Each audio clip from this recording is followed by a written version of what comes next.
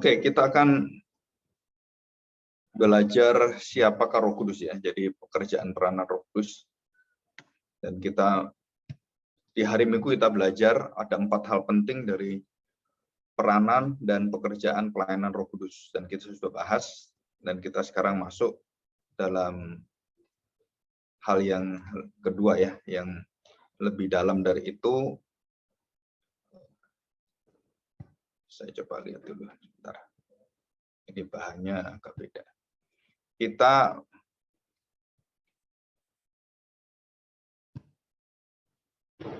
buka ini. Ini ya. Nah, kita buka 1 Korintus pasal 12. 1 Korintus 12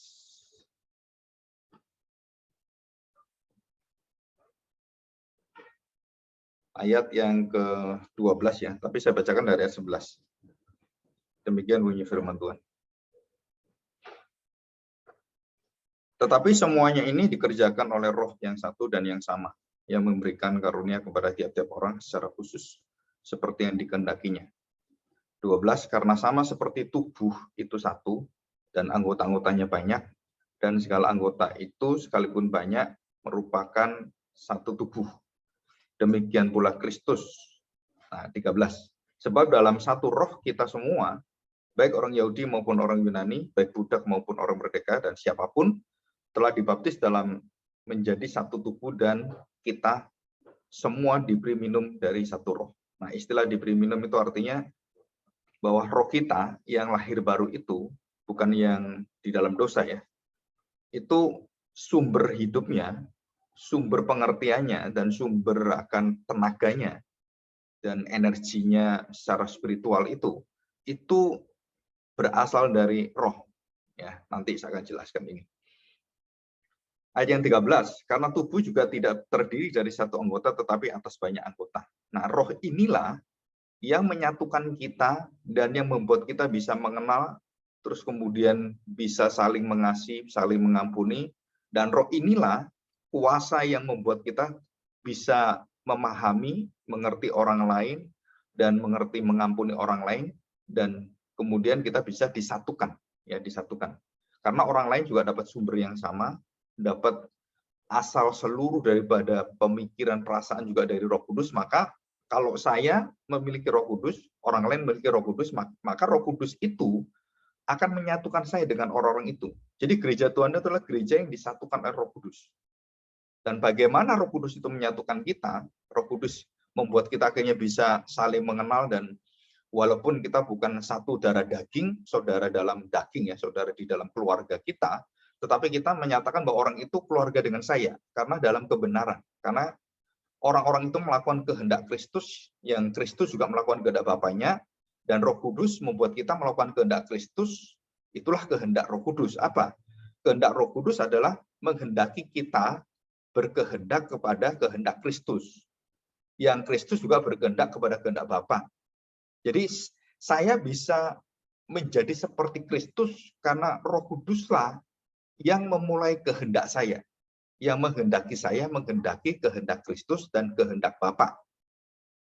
Jadi ini satu link, satu kesatuan, jadi will of heaven gitu ya. Jadi kehendak surgawi atau keinginan surgawi itu ada dalam diri saya. Nah, saya bisa memberikan satu ilustrasi walaupun ini gambaran aja ya. Jadi contoh begini. Jadi Kristus itu adalah talinya. Kristus talinya ya. Dan kuasa tali itu yang mengikat kita, darah Kristus dan tubuh Kristus itu, yang mengikat kita, yang bisa mengikatkan tali itu, yang bisa membuat darah Kristus dan tubuh Kristus itu kemudian kita miliki dan menjadi milik kita, dan kita terima dan menyatu dengan kita. Nah, itu pekerjaan Roh Kudus. Nah, peranan Kristus adalah dia menyediakan darahnya, dia menyediakan tubuhnya, dia menderita bagi kita. Nah, yang membuat darah Kristus, karya Kristus semua itu menjadi efikasi ya. Jadi berkaitan dan manjur dan berdampak serta mempengaruhi kita dan menetap. Nah, itu ada Roh Kudus. Jadi tali itu adalah seperti pekerjaan pelayanan Kristus dan semua yang dilakukan oleh Kristus yang mengikatkan tenaganya, kuasanya, yang mengikatkan pribadi Kristus dalam diri kita, yang memetrekannya, yang kemudian membuat kita tercelikan gitu kan, membuat kita kemudian bisa mengerti siapakah Kristus, kehendaknya apa. Itu adalah Roh Kudus. Jadi Roh Kudus itu tidak kelihatan, yang kelihatan adalah Kristusnya. Yang kelihatan bukan Bapaknya, kita nggak kelihatan Bapaknya, kelihatan Kristus. Jadi Kristus itu di dalam seluruh kehendaknya, kita jelas kita melihat kemuliaan Bapa yang dilakukan dan pekerjaan Bapa yang dilakukan oleh Kristus.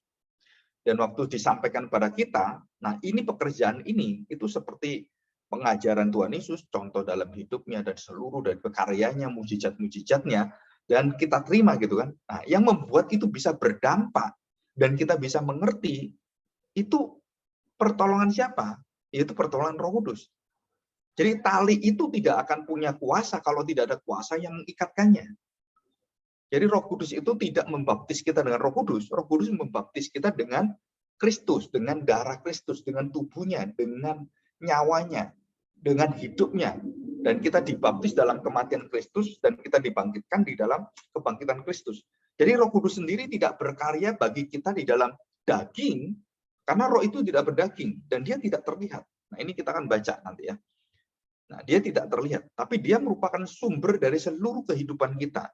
Sumber daripada kita bisa membuka hati kita, kehendak kita, dan kita bisa dikuduskan, mengenalkan kehendak Bapa, kehendak Kristus yang satu dan sama dengan kehendak Roh Kudus. Jadi Bapa, Anak, dan Roh Kudus itu satu kehendak.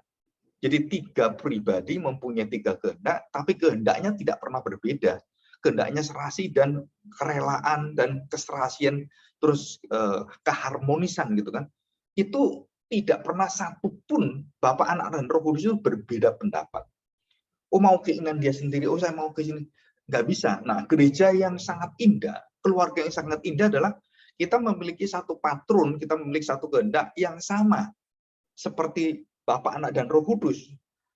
Anak taat kepada Bapa, diutus oleh Bapa, kehendak Bapa. Maka Roh Kudus juga diutus taat kepada kehendak Kristus yang taat kepada kehendak Bapa. Jadi kehendak Roh Kudus adalah kehendak daripada kehendak Kristus, dan Kristus kehendaknya siapa? Kehendaknya Bapa. Jadi Roh Kudus secara tidak langsung itu menghendaki apa yang diperintahkan dikehendaki Kristus dan juga dikehendaki Bapanya, dan Roh Kudus sama. Jadi ini satu sama. Jadi tiga pribadi, tiga kehendak, tiga kemauan, tiga perasaan yang sama. Jadi sama-sama apa? Sama-sama satu di dalam kehendak ilahi, kehendak Tuhan sendiri. Nah, itu sebagai kesatuan Allah, oneness. Jadi oneness. Jadi one itu satu, ness itu bentuk dari satunya yang terikat itu, jadi oneness. Jadi satu ketunggalan, ya, kemanunggalan. Nah, itu juga bagus kata-kata itu dalam bahasa Jawa. Tunggal, jadi manunggal, dan menyatu. Dia tidak terpisah dan tidak bisa dipisahkan dan tidak bisa memisahkan diri. Jadi Bapa, Anak, dan Roh Kudus itu tidak mungkin keilahiannya itu terpisah gitu, nggak mungkin. Jadi waktu Yesus mati di kayu salib, kita harus tahu Roh Kristus, Roh Yesus, Tuhan Yesus yang mati itu kan memiliki roh yang ilahi, dan roh itu tidak pernah mati. Roh itulah yang menghidupkan tubuhnya. Roh itulah yang membuat dia bisa mengerti segala sesuatu, dan roh itulah yang membuat dia memiliki kuasa kebangkitan. Dan dikatakan dengan jelas bahwa Tuhan Yesus membangkitkan dirinya sendiri. Dia dibangkitkan Bapa, dibangkitkan oleh Allah, dibangkitkan oleh roh Tuhan sendiri, Roh Kudus, dan dia sendiri bangkit. Jadi dia tidak pernah bisa secara ilahi itu mati. Jadi kalau orang tanya, Allah bisa mati? Ya nggak bisa Allah bisa mati. Nah, Tuhan Yesus mati. Ya, bukan Allahnya yang mati, bukan keilahiannya mati. Keilahian dia nggak pernah mati. Tapi ditanggalkan dan tidak dipakai sementara waktu, tidak ditunjukkan sementara waktu. Kenapa? Karena ada misinya. Dia menjadi manusia. Dan dia mati bagi kita, menanggung dosa kita, menerima kutuk kita, dan ditimpakan murka Allah, dan kemudian dia menerima itu dalam penderitaan dan kesengsaraan yang luar biasa. Nah, itu bukan kemudian keilahiannya yang dihukum, nggak bisa. Kenapa? Karena Allah tidak bisa menghukum Allah. Tapi kalau Allah menghukum manusia karena anaknya menjadi manusia, nah itu baru bisa. Karena itu tujuan rencana kekal Allah. Jadi kita harus membedakan dan tidak boleh mencampur adukan keilahian natur Kristus dengan natur kemanusiaannya. Kenapa tidak bisa mencampurkan ini? Karena itu berbeda, naturnya beda. Tapi semua itu satu kehendak. Jadi antara kehendak dagingnya dengan kehendak roh yang kekal itu dalam kemanusiaannya sama kehendaknya. Dan dia dikatakan tidak berdosa, tidak bercacat, noda, bercelah, dan berkerut. Jadi sempurna sekali. Dan tanpa ada satupun dia menyeleweng dari kehendak Bapaknya. Apapun dia lakukan. Nah, ini kuasa yang luar biasa. Jadi menunjukkan bahwa Roh Kudus itu adalah selalu hadir dan tidak pernah terpisah dari seluruh pekerjaan pelayanan dan perkataan Kristus dan tingkah laku Kristus dan seluruh apa yang Yesus lakukan, Yesus kehendaki perasaannya dan masa depannya, rencananya dia apa, dan itu yang membuat semua bisa kita terima itu melalui apa? Roh Kudus. Jadi Roh Kudus itu dilambangkan dengan satu kuasa yang membuat kita bisa mengerti, satu energi, satu roh yang akan membimbing kita dan membukakan kita akan tingkat-tingkat berkat-berkat dari surga dan jaminan-jaminan Tuhan itu Roh Kudus. Jadi kita mempunyai satu saluran yang dari surga itu apa? Salurannya adalah jalur yang dibuka dan yang dimeteraikan oleh Roh Kudus. Dan Roh Kudus memeteraikan kita. Bagaimana Roh Kudus memeteraikan kita dan kita menerima berkat itu? Kita menerima kematian Kristus, kita menerima penderitaan Kristus dalam tubuhnya dan kematian di dalam darahnya yang dicurahkan. Nah, baru Roh Kudus itu bekerja. Jadi tanpa firman, tanpa kematian Kristus, tanpa kebangkitan Kristus, Roh Kudus tidak bisa bekerja apa-apa. Kenapa? Karena dia hanya bekerja melalui satu pintu dan dia memberkati kita hanya melalui Kristus, kematian dan kebangkitannya itu, dan kita beriman dan baru kita menerima itu semua. Termasuk di dalamnya waktu Roh Kudus melahir barukan kita, dia tidak melahir barukan dengan kuasanya dia sendiri. Ayo tak lahir barukan kamu. Bukan. Itu harus ada firman yang diberitakan, yaitu Kristus yang diberitakan. Dan waktu seseorang mendengarkan Kristus mati bagi saya, dan dia mati dalam dosa-dosa kita dan menerima itu, dan dia masuk di dalam seluruh dosa-dosa kita diangkut, yang dilambangkan dengan laut, yang dimana mereka dibaptis itu ya. Orang-orang di padang gurun bangsa Israel itu kemudian masuk ke laut kan, dibaptis gitu kan. Nah, dilambangkan di situ dan kemudian mereka keluar. Nah, mereka semua dimasukkan dalam laut itu, sedangkan bangsa Firaun dan juga bangsa Mesir dipimpin Firaun itu masuk dan mereka dibinasakan. Jadi kalau kita kebodohan itu salib Tuhan, kematian Tuhan kebodohan, bagi orang lain kita dilihat sebagai orang-orang yang bodoh, orang beriman yang konyol sekali. Tetapi bagi mereka. Kenapa? Karena kamu menghina apa yang dilakukan oleh Tuhan sendiri. Menyelamatkan kamu, tapi kamu menghinanya. Nah, di sini. Dan kita bersyukur, kenapa? Karena kita bisa mengerti ini. Ya. Nah, kita sekarang belajar. Jadi Roh Kudus adalah Tuhan Allah sendiri. Ia pribadi sama seperti Bapa, Anak, dan Roh Kudus, punya pikiran, perasaan, kehendak sama dengan Allah sendiri. Dia ilahi.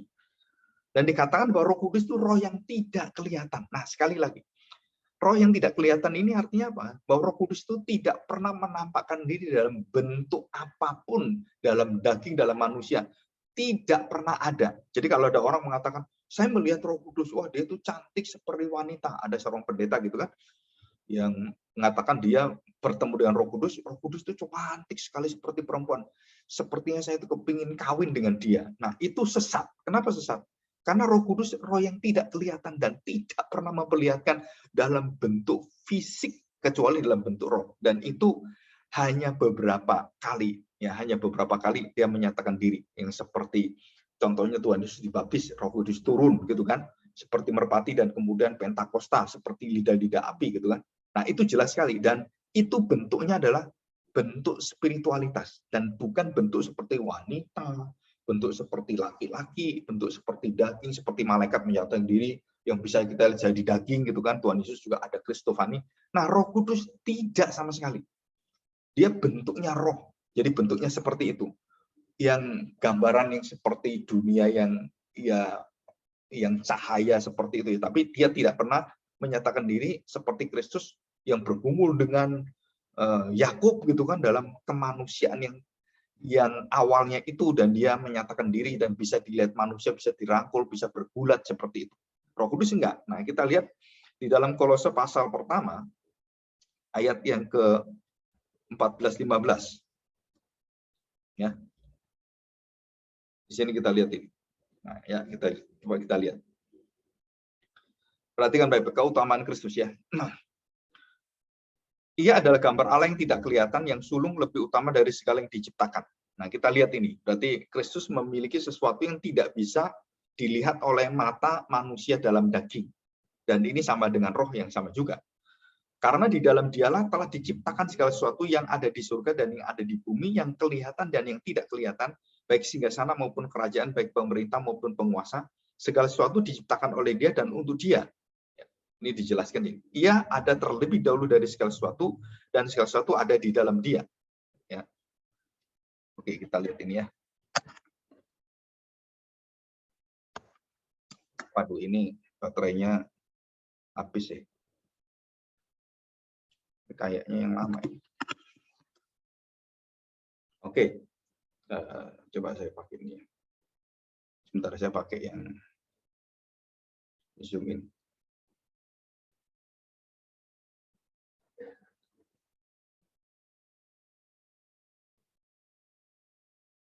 Bentar ya, ini baterainya mati.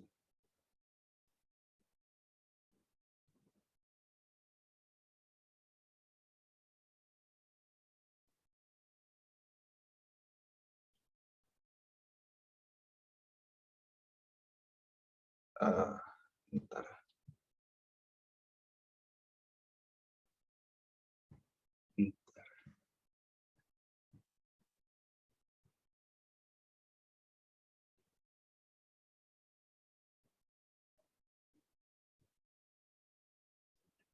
Ada gangguan lagi sebentar.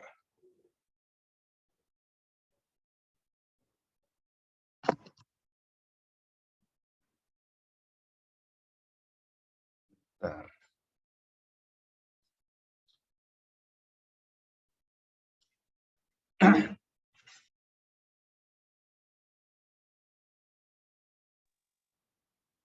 Ya, oke. Saya pakai ini ya. Nah, kita belajar ya. Jadi Roh Kudus itu roh yang tidak kelihatan seperti Kristus juga sama. Dan di dalam juga 1 Timotius pasal 1 ayat 17 diceritakan juga sama ya. Jadi roh yang bukan daging tapi roh itu artinya apa? Bahwa keberadaan Roh Kudus itu adalah roh.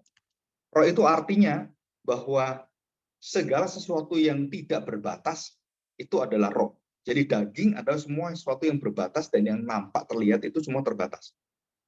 Jadi kalau kita melihat Yesus yang menjadi manusia gitu kan, berarti apa yang kita lihat itu dia membatasi diri kita lihat.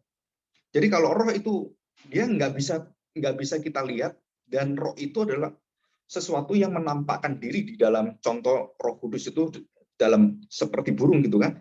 Nah, itu adalah satu kemuliaan yang mewakili dia dari keberadaan yang besar sekali. Itu artinya seperti itu. Jadi daging terbatas, roh tidak terbatas. Jadi artinya roh tidak terbatas itu apa? Bahwa roh itu tidak berada di dalam dimensi yang bisa kita rangkul, yang bisa kita amati, yang bisa kita dengarkan dengan panca indera kita. Dan roh itu di atas dan melebihi semua keberadaan kita, termasuk jagat semesta ini. Jadi Allah yang adalah roh, sembahlah dia dalam roh dan kebenaran. Allah itu roh. Yesus juga roh, Roh Kudus juga roh, terus kemudian Bapa juga roh. Dalam arti keilahian itu adalah roh yang kekal. Jadi kita harus mengerti ini bahwa Roh Kudus itu adalah pribadi yang tidak berbatas seperti kita. Dan beberapa kali Tuhan mengatakan bahwa aku bukan manusia dan aku tidak bisa berubah. Aku tidak berganti, aku tidak berubah. Aku bukan manusia. Artinya bahwa di dalam keberadaan manusia, manusia itu banyak sekali keterbatasan dan bisa berubah-ubah. Dan Allah adalah Allah yang tidak berubah. Allah bisa masuk dalam dunia yang berubah dan dia menyatakan apa yang tidak berubah gitu kan. Tapi yang berubah tidak bisa masuk dalam dunia Allah yang tidak berubah, karena kita ya nggak mungkin kita nggak berubah. Kita selalu berubah dalam kondisi banyak, perasaan dan hati kita selalu berubah. Nah, Roh Kuduslah yang membuat kita selalu setia, selalu mengikut kehendak Tuhan, selalu mengerti firman Tuhan. Nah, ini Roh Kudus. Karena dia memiliki satu roh yang terus membawa kita ke dalam hati Allah yang tidak berubah, yang kekal, yang roh itu keberadaannya. Jadi daging terbatas. Semua kalau terbatas artinya kita tidak mampu melihat masa depan. Kalau kita tidak bisa melihat masa depan, artinya kita gelisah. apa yang akan terjadi? Dan kita kemudian takut, kita kemudian ragu-ragu. Dan itu semua karena kita di dalam daging. Tapi kalau kita mengenal di dalam roh, dalam iman kita, dalam pandangan rohani kita, dan Tuhan memberikan janjinya, dan kita pegang janji itu di dalam kekuatan roh kita, dalam kepercayaan kita, dalam iman kita, maka kita tidak goyah. Kenapa? Karena yang tergoyah itu adalah daging kita. Yang ragu-ragu itu adalah kondisi kita yang berubah. Dan ini yang membedakan. Jadi kalau orang katakan, kenapa saya kok ragu-ragu? Lah ya kamu manusia. Kenapa saya mempertanyakan di mana Tuhannya? Benar nggak Tuhan itu nolong saya? Ya karena kamu manusia. Tapi imanmu tahu bahwa Tuhan itu adalah Tuhan. Dia tetap Tuhan walaupun saya tidak ditolong, walaupun saya tidak diapa-apakan, saya dibiarkan Tuhan. Tapi ada rencana Tuhan yang jauh lebih indah daripada pikiran saya. Karena pikiran saya terbatas, mengerti Tuhan terbatas. Dan Tuhan tak terbatas. Dan dia merencanakan semua dengan kebaikan-kebaikannya. Nah ini yang membuat kita beriman. Dan kita bisa beriman ini karena siapa? Mengerti ini karena siapa? Ya Roh Kudus. Jadi bisa ngerti dia. Dan kita nggak mungkin sempurna, nggak mungkin lengkap, tuntas pengertian kita. Karena kita melihat sana, aduh kasihan ya. Melihat sini, aduh gimana ini ya. Kita harus menolong dia, kita nggak bisa nolong. Aduh jemaat seperti ini, kondisi seperti ini. Aduh ada orang kurang ajar seperti ini. Dan banyak di sekeliling kita nggak mampu untuk apa menjangkau itu semua. Dan kita tidak bisa melayani semua orang. Maka ada orang menjadi Superman gitu, atau jadi orang yang serba bisa, serba semuanya, itu nggak mungkin. Di dalam gereja itu harus ada bagian-bagiannya, dan Roh Kuduslah yang mengatur bagian-bagiannya. Roh Kuduslah yang mencocokkan kita dengan orang-orang di sekeliling kita.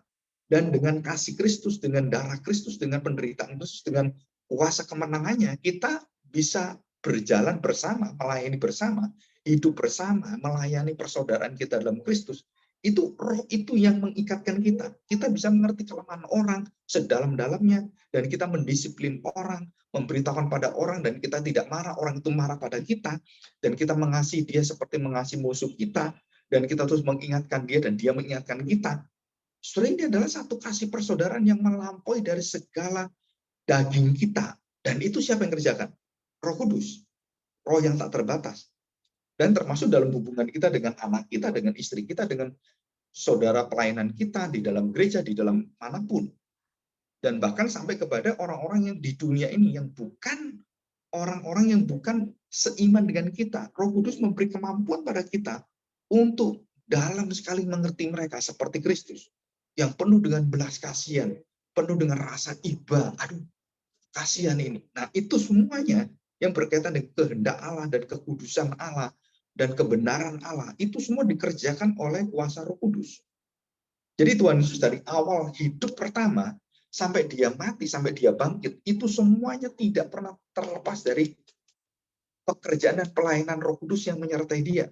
Waktu dia dikandung ibunya, Roh Kudus memenuhi kandungannya. Waktu dia dalam penderitaan, dalam pencobaan, Roh Kudus ada di sana, dan berkali-kali Roh Kudus menyertai dia dalam perkara-perkara yang banyak. Dan waktu dia memberikan nyawanya dan tubuhnya dan melahirkan gereja, Roh Kudus yang mengerjakannya. Bait Allah yang baru itu dikerjakan dan dimeteraikan oleh Roh Kudus. Jadi tubuh dan darah Kristus, bait Allah yang baru itu bisa menjadi tubuh dan darah kita, masuk dalam diri kita, dan itu karya Roh Kudus. Itu artinya dimeteraikan dan ditanamkan, disatukan dalam diri kita. Satu sumber yang sama, itu roh yang sama, yang memberikan tubuh Kristus pada kita dan semua orang-orang percaya. Dan itu satu mereknya, satu standar, satu kualitas yang sama. Jadi Kristus dalam diri saya itu tidak beda dengan Kristus di dalam dirinya orang pendeta yang pinter. Wah, pendeta ini pinter, wah banyak hebat, pelayanan luar biasa. Wah, kalau saya nggak mungkin ya. Roh Kudus tidak bekerja barukan kita. Pilih kasih. Jadi kalau yang satu dikasih, oh ini karena pinter, wah dia berkaca lebih banyak. Enggak. Roh Kudus memberikan seutuhnya. Tinggal kita mengerjakan dengan mendengarkan firman Tuhan nggak? Oh, kalau kita mendengar firman Tuhan, kita punya 1 talenta, kita kembangkan jadi 2 talenta. Ya, 5 talenta jadi 10 talenta, 10 jadi 20. Nah, itu karena ada Roh Kudus yang membuat kita kemudian melakukan pelayanan-pelayanan dan mengembangkannya. Dan itu Roh Kudus.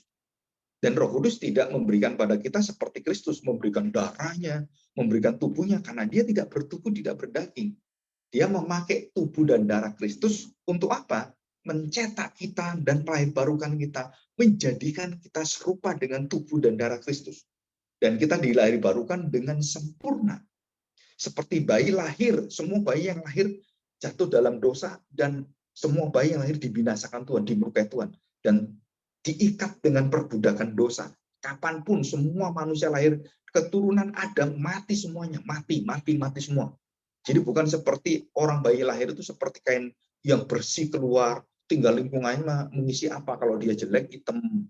Kalau dia jelek, lebih hitam lagi gitu kan. Nah, kekristenan tidak demikian. Kekristenan menyatakan semua yang lahir di dalam Adam dan Hawa mati di dalam dosa, diikat oleh perbudakan dosa, dan dia masuk ke dalam hukuman yang akan diterima, hukuman maut.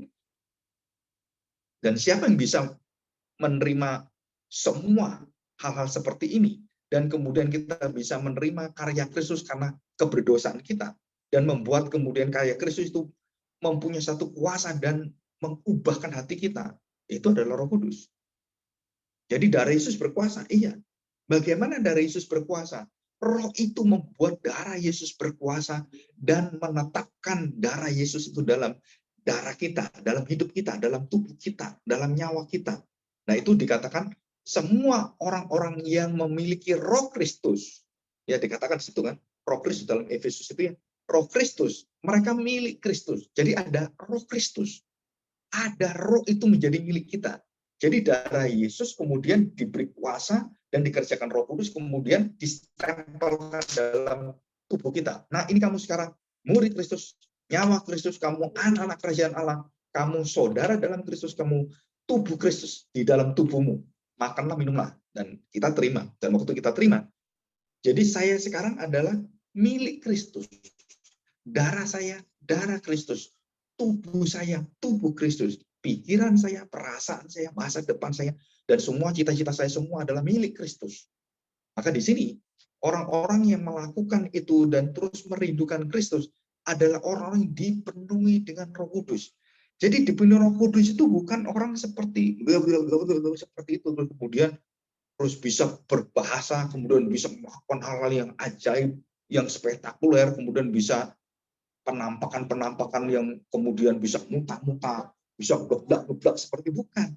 Orang dipenuhi Roh Kudus adalah orang yang merindukan apa yang dikatakan Kristus terus ada dalam hidupnya, dan dia menjalani, dan dia bersaksi kepada orang lain bagaimana Kristus itu menghidupi dia, dan perkataan Kristus memberikan berita pengampunan, memberikan berita tentang sukacita, kebahagiaan, damai sejahtera Tuhan, sukacita, kasih Tuhan, dan belas kasihan Tuhan. Dan itu diberitakan. Orang-orang yang dipenuhi Roh Kudus adalah memiliki nyawa Kristus, darah Kristus, pikiran Kristus, perasaan Kristus, dan perkataan, keinginan, kehendak Kristus. Nah, itu orang-orang yang dipenuhi Roh Kudus.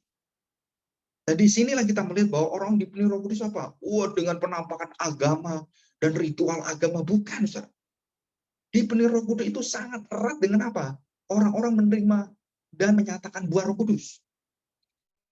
Jadi kepenuhan Roh Kudus dengan buah Roh Kudus itu satu kesatuan dan tidak terpisah. Orang dipenuhi Roh Kudus bukan dia kemudian muta-muta, dia berbicara dengan aneh-aneh dan dengan berbahasa yang tidak pernah kita kenal. Tapi tingkah laku hidupnya tidak ada nyawa Kristus, tidak ada kasih Kristus, tidak ada meterai kepemilikan Kristus.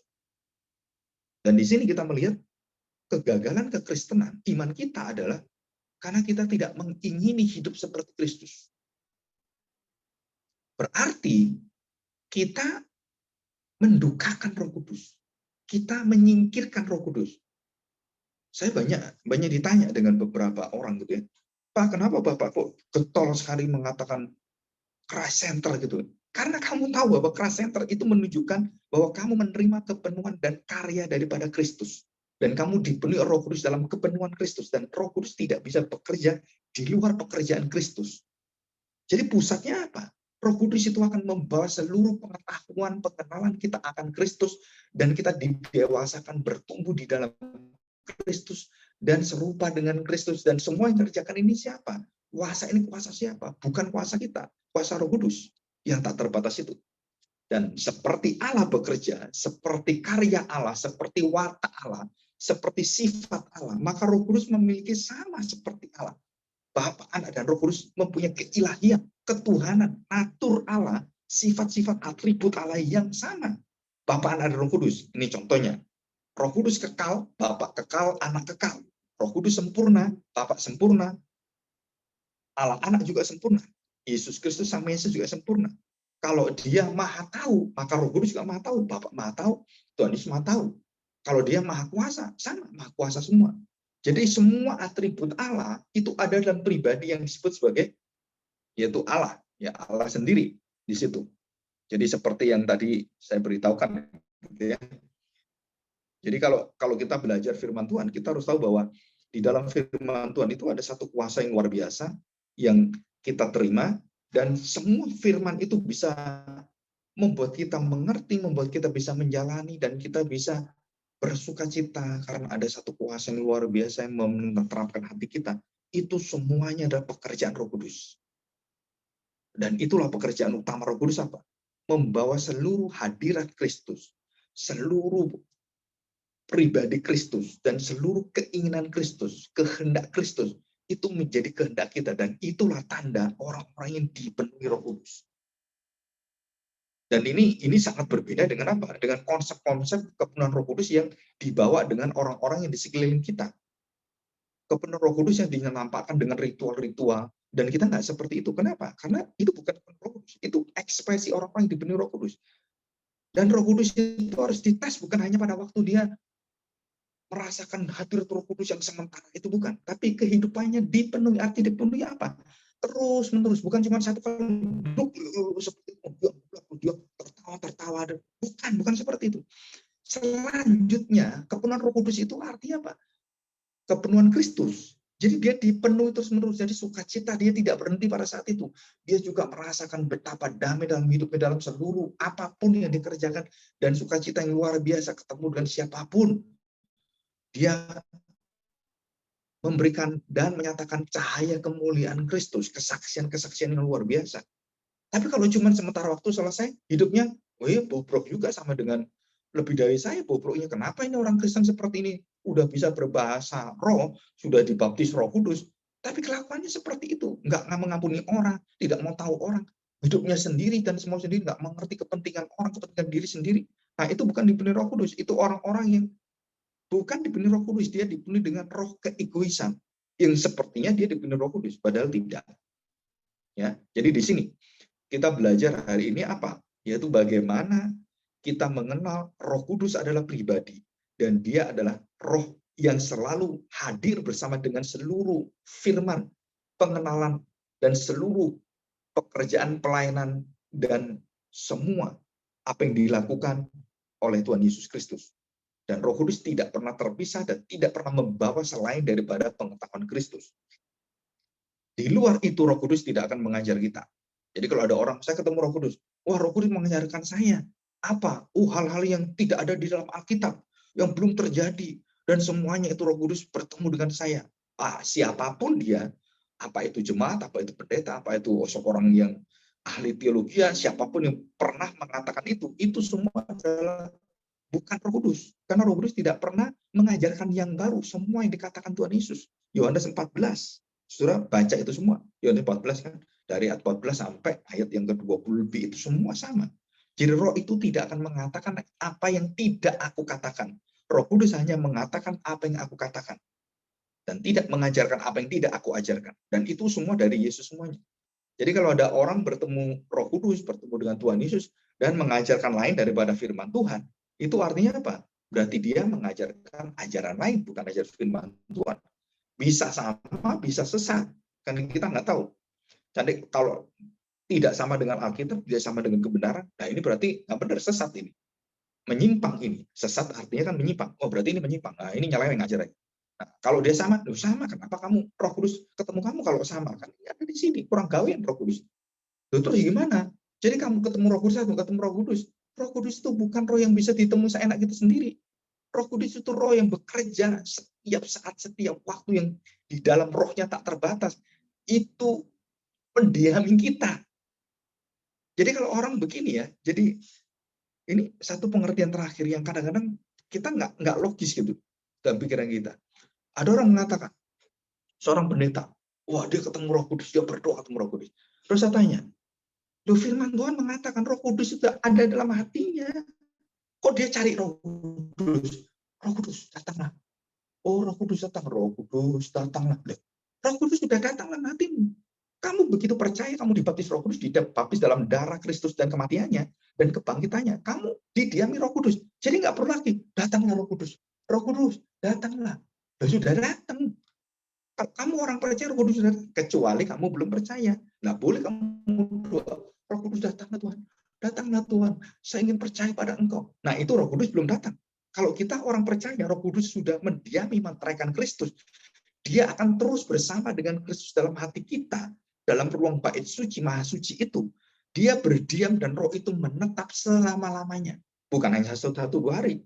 Bukan hanya pada waktu kita bisa berbahasa dan dengan aneh-aneh seperti itu. Bukan. Setiap saat roh memenuhi kita. Jadi kamu berbahasa roh, kamu berbahasa Inggris, bahasa Indonesia, berbahasa apapun, roh itu tetap memenuhi kamu. Kamu berhenti bahasamu, roh tetap memenuhi kamu. Nah itu artinya kebenaran Roh Kudus. Jadi kalau ada seorang hamba Tuhan yang mengatakan, ayo kita cari Roh Kudus, kita berdoa pada Roh Kudus, ayo kita cari di mana Roh Kudus, di bukit doa kita cari Roh Kudus. Saudara, itu nggak pernah benar secara alkitab. Kenapa? Roh Kudus ada dalam hatimu. Hadir bersama dengan Kristus, tidak pernah hadir tidak ada Kristus. Dan ini pengertian inilah yang membuat waktu saya mendengarkan orang-orang yang mengajar seperti itu, aduh prihatin saya. Kenapa? Ini nggak ngerti Roh Kudus ini, nggak mau belajar Roh Kudus. Jadi banyak jemaat yang belajar tentang Roh Kudus yang nggak ngerti, yang sok ngerti. Jadi ini kemana ini orang-orang ini? Roh Kudus nggak seperti ini. Sepertinya Roh Kudus itu seperti manusia. Atau mungkin seperti kuasa yang bisa dipakai kemudian dilepaskan gitu kan. Bisa seenak sendiri kita perintah seperti itu. Bukan seperti itu. Atau Roh Kudus yang seperti orang didoakan geblak-bulak seperti itu. Oh, ini kepenuhan Roh Kudus. Nggak ada itu, Saudara. Kepenuhan Roh Kudus adalah orang yang dipenuhi dengan darah Kristus, dengan penderitaan tubuh Kristus, dan dia diberi satu kemenangan luar biasa karena dia bangkit, dan murka, kutuk Tuhan, kemarahan Tuhan, hukuman Tuhan sudah dilepaskan, dan kita dipenuhi dengan hadirat Kristus, dan terus-menerus seperti itu. Dan itulah kepenuhan Roh Kudus. Sukacita yang luar biasa. Kita menjadi orang-orang yang dimertakan dalam darah Kristus. Maka Roh Kudus bisa didukakan. Roh Kudus bisa kita kecewakan. Iya, kenapa? Karena kita masih dalam daging. Kita lupa, saya lupa. Roh Kudus terima kasih. Jadi cobalah kalau kita setiap pagi berdoa, kita berlatih berdoa gitu ya. Berdoalah selalu dalam 3 nama, Bapa, Anak, dan Roh Kudus, dan punya peranan masing-masing. Berdoalah kepada Bapa, Tuhan Yesus mengajar. Saudara, doa Rasul Paulus semuanya itu doanya tertuju kepada Bapa. Suratannya semua sama. Dan banyak orang mengatakan, oh Roh Kudus kan boleh Pak. Berbeda-beda. Memang satu keilahian. Kita bisa berdoa pada Allah yang 3 pribadi. Jadi Allah semua ya mencakup 3 pribadi kan. Tapi waktu kita diajar Tuhan Yesus, bahwa tujuan doa kita adalah Bapa kami yang di surga. Bagaimana Bapa kami di surga bisa kita lihat? Oh, di dalam Kristus kita bisa mengerti Bapa, kehendak Bapa apa. Dan dengan kuasa Roh Kudus saya bisa menjalani semua, menikmati semua, dan saya dipenuhi Roh Kudus, mengerti kehendak Kristus, kehendak Bapa, dan semua punya peranan dan tidak bisa dicampur-campur. Nah, sekarang ini banyak sekali campur aduk. Yang nggak ngerti nggak apa-apa. Jadi lebih baik ya berdoalah. Semua doa harus di dalam nama Tuhan Yesus Kristus. Jadi kita berdoa di dalam nama Tuhan Yesus Kristus, dalam namaku. Berdoalah kepada Bapa dan dalam namaku. Dan Tuhan Yesus tidak mengajar dalam nama Roh Kudus. Nggak pernah mengajar. Dan juga di dalam kuasa nama yang lain. Nggak ada. Harus dalam nama dia, karena dia pengantaranya. Dia mediatornya. Dan bukan seperti yang lain. Pak, kalau saya berdoa, Roh Kudus, buat saya mengerti. Boleh nggak? Loh, boleh. Bapak yang baik, sumber kebenaran Tuhan. Biarlah engkau melihat kami yang menderita. Boleh nggak? Boleh. Tapi semua doa itu bisa sampai, itu alamatnya harus ada. Tujuannya dengan satu nama. Namanya siapa? Nama Tuhan Yesus Kristus. Dalam namaku. Jadi semua doa apapun, diajar oleh Tuhan Yesus. Tutuplah di dalam nama anak namaku. maka kamu akan melihat bahwa doa itu akan aku bungkus dengan kuasa Roh Kudus, dan doa-doa yang tidak benar itu disingkirkan semua, doa yang benar itu yang dikuduskan, itulah yang diterima oleh Bapa. Nah, saudara, kita belajar hari ini pribadi Roh Kudus, dia tidak berbeda dengan Bapa, Anak, dan Roh Kudus, dia memiliki keilahian yang sama dan kuasa yang sama, tetapi punya peranan berbeda dalam diri kita. Nah, kita akan lanjutkan ya. Minggu depan kita belajar apa sih peranan-peranan yang berbeda itu. Dan yang mungkin kita sama-samakan gitu ya. Dan kita harus belajar, dan kita semakin mengerti, kita doanya juga semakin harus benar, harus smart, harus cerdas. Kenapa? Karena kalau salah, ya mungkin kita tahu peranannya salah, kita ngomongin. Dalam nama Bapa, dalam nama Roh Kudus, Tuhan Yesus nggak disebut gitu ya. Amin, gitu kan.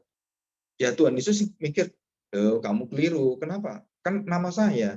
Tapi dia bisa mengerti. Doa kita yang tidak mengerti gini. Ya, dia bisa ngerti. Karena kita percaya Bapa, Anak, dan Roh Kudus, cuman kita nggak ngerti peranannya aja. Dan ini permasalahan berat sekali pada waktu sejarah gereja abad kedua dan ketiga. Kenapa? Mereka tidak mengenal Roh Kudus. Dan di situ akhirnya Roh Kudus itu direndahkan. Oh, Roh Kudus bukan Tuhan. Roh Kudus ya Roh Kristus. Dia bukan pribadi yang lain. Dia itu kuasa. Seperti gereja-gereja yang melihat Roh Kudus sebagai kuasa, itu bukan pribadi. Mereka tidak mengenal Roh Kudus sebagai pribadi. Dan dihormati seperti Bapa, dihormati seperti Kristus. Dan bayangkan Roh Kudus itu tahu semuanya. Bahkan di dalam hati kita yang paling kecil pun, kita mau berkehendak apapun, Roh Kudus itu tahu mau kemana kamu. Karena bukan hanya dia tahu roh kita, hati kita, sampai ke relung-relung yang belum pernah terjadi. Roh Kudus juga ada roh yang menyelidiki hati Allah. Bayangkan, saudara. Jadi yang mengerti Allah, Bapa, Kristus, itu Roh Kudus. Karena mereka tahu semua. Dalam kekekalan kehendaknya tahu semuanya. Bapa, Anak, Roh Kudus itu saling tahu, dia kekal, sempurna. So. Ini satu kekuatan yang luar biasa yang kita miliki. Jadi kalau kita menjadi orang Kristen di dalam persekutuan Bapa, Anak, dan Roh Kudus, kita juga harus membuka hidup kita, roh kita, untuk digarap bersama dengan Kristus.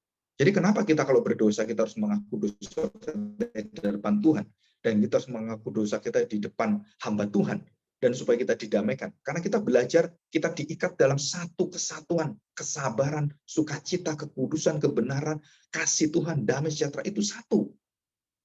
Dan seperti roh Bapa, Anak, dan Roh Kudus gitu kan, yang sama, kita juga sama, orang Kristen juga sama. Diikat dengan satu kekuatan yang baru. Dan inilah membuat kita menjadi keluarga Allah yang jauh lebih daripada keluarga dunia. Karena kita diikat dengan yang tidak bisa dilepaskan. Kita, keluarga kita, anak kita, istri, suami, istri, berhenti di surga. Dalam arti apa? Tidak ada suami istri. Semua di dalam saudara. Jadi kita nanti ketemu istri, ketemu semuanya. Kita tahu masa lalu kita. Tapi waktu kita di surga, anak kita, suami, istri kita, kakek kita semua, itu satu kemanusiaan saudara yang baru. Wah, bagaimana rasanya, Pak? Nggak tahu. Wah, di sana sukacitanya luar biasa. Dan ini adalah satu pengenalan yang akan diwariskan kepada kita. Jadi kalau kita melihat semua di dalam hati surgawi, ya, hati yang masa akan datang, saudara, kita harus tahu bahwa sejahat-jahatnya orang-orang memusuhi kita yang nanti di surga bersama dengan kita, itu akan bersekutu dengan kita selama-lamanya. Coba. Oh, saya nggak mau ketemu dia. Saya nggak mau ketemu ini. Di surga kamu ketemu dia terus. Padahal dia sudah Kristen, ya dia punya kelemahan, ya kita harus terima. Maka orang-orang di dalam pelayanan yang bisa menerima orang-orang dalam kelemahan itu, saudara-saudara sedang mempraktekkan persaudaraan surgawi yang kekal di dalam Kristus. Dan ini sulit sekali, saudara. Kenapa? Karena kita banyak dagingnya. Kita sulit menerima orang-orang yang memusuhi kita, itu sulit sekali. Tapi kita harus terbuka mengasihi musuh kita. Dan kalau dia nanti nggak masuk surga, ya puji Tuhan. Kenapa? Kita nggak ketemu orang-orang yang bajingan seperti itu. Orang tidak tahu diri, tidak tahu terima kasih, tidak mau diampuni, tidak mau juga bertobat seperti itu kan, ya itu masuk neraka semuanya. Ya puji Tuhan kita ketemu dia. Nah kalau ketemu gimana? Ya saya sudah mempraktekkan kasih Kristus. Dan waktu dia ketemu kita, aduh, saya menghindar kamu ya gini-gini. Wah, saya akhirnya tahu bahwa kita bersaudara. Nah, saudara, kalau seperti itu, di surga itu tidak ada permusuhan, di surga tidak ada kebencian, di surga tidak ada dendam, dan semua orang-orang yang memusuhi kita di sana, kalau bersama dengan kita dan sudah diubahkan Tuhan, ya menjadi keluarga kita. Bagaimana kita tahu? Ya praktekkan waktu kita bersama di dunia ini. Ya, mari kita berdoa, kita bersyukur Roh Kudus yang memberikan kita kuasa mengerti firman Tuhan hari ini. Mari kita berdoa. Bapa yang penuh dengan kasih, kami bersyukur di hadapan-Mu. Kami bersukacita karena Engkau memberikan pada kami satu pengertian tentang Roh-Mu Tuhan. Roh Kristus, Roh Allah, Roh Kudus. Yang benar-benar pribadi dan berbeda dengan Bapa dan Anak, tetapi sama. Satu kesatuan di dalam kealahan, ketuhanan, dan keilahian. Keberadaanmu sempurna kekal. Terima kasih Roh Kudus. Kami berterima kasih karena banyak waktu kami ditolong dan disertai oleh Engkau Roh Kudus. Tapi kami terus menyeleweng. Kami terus mendukakan Engkau. Berikan kami hati yang bisa menyukakan hati-Mu Roh Kudus. Menyenangkan hati Bapa dan memberikan ke hati kami kepada Kristus yang sudah rela mengasihi kami, mati bagi kami, menderita bagi kami. Terima kasih Bapa. Di dalam nama Tuhan Yesus kami serahkan doa kami ini. Amin.